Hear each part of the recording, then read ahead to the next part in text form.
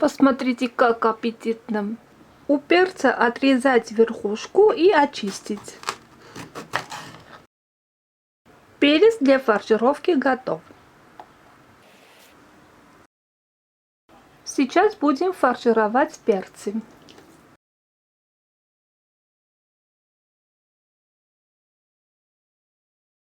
На эту верхушку можно положить немного фарша, чтобы крышка плотно закрыла.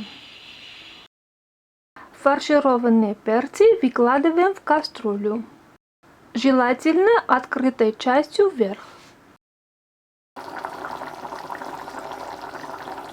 Посмотрите, как аппетитно.